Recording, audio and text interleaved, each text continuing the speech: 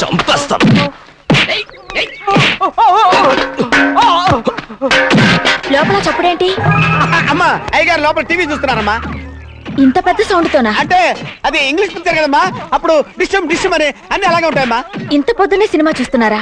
అంటే రాత్రిపూట వేరే సినిమాలు వస్తాయి కదమ్మా, అందుకని పొద్దునే చూస్తున్నాను అనమాట. సరే జరగండి. ఎందుకండి? కాఫీ ఇవ్వాలి. అలాగే వెళ్ళండి. అమ్మా టవల్. అమ్మాయి గారు టవల్ మర్చిపోయినట్టున్నారమ్మా, మీరు వెళ్ళి ఇవ్వండి, నేను వెళ్ళి లోపల కాఫీ ఇస్తాను.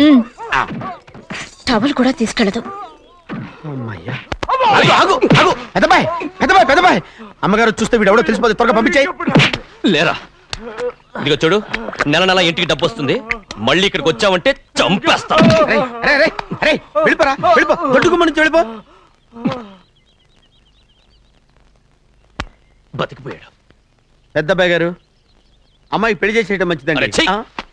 దానికి 13 ఏళ్ళైనా రాలేదు, అప్పుడే పెళ్ళేంట్రా? అంతేలేండి, తమ్ముడు గారికి 23 ఏళ్ళు వచ్చినంత వరకు పెళ్లి కాలేదు, అవుద్దని నమ్మకం కూడా లేదు. ఎందుకనరా? ఎందుకంటారేంటండి, తమ్ముడు గారేమో తన అక్క కూతురు తప్ప ఇంకెవరిని పెళ్లి చేసుకుని అంటున్నాడు, ఆ పెద్ద ఆయనేమో తన గొంతులో ప్రాణం ఉన్నంత వరకు ఈ పెళ్లి జరగదు అంటున్నాడు. ఎట్ట జరుగుద్దండి? పట్టుకోండి. పట్టుకుంటామండి. ఆ ముసలాడు బతికినంత వరకు జరగదు, చస్తే జరుగుతుందిగా. నేను చాలా ఓపిక పట్టి చూశానురా. ఆ ముసలాడు కూతురికి వేరే సంబంధం చూస్తున్నట్ట, అది నా అక్క ఆస్తి, నేనెలా వదిలిపెడతాను? మీకు కావాల్సింది అమ్మాయి ఆస్తి? రెండు కావాలి. ఓహో. నువ్వేం చేస్తావంటే మన లంక మనుషుల్ని తీసుకెళ్ళి ముసలాడేసి. అమ్మో వద్దు, ఈ విషయం చిన్నయ్యకి తెలిసిందంటే రఫ్ ఆడించేసి బాక్స్ బదులు కొట్టేస్తాడు బాబు, నన్ను ఇరికించదు, మీకు పుణ్యం ఉంటుంది. అలాగైనా చచ్చిపోరా బాబా.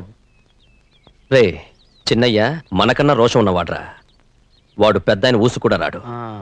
ఎందుకైనా మంచిది చిన్నయ్య ఊర్లో లేనప్పుడు చూసి వేసేసి.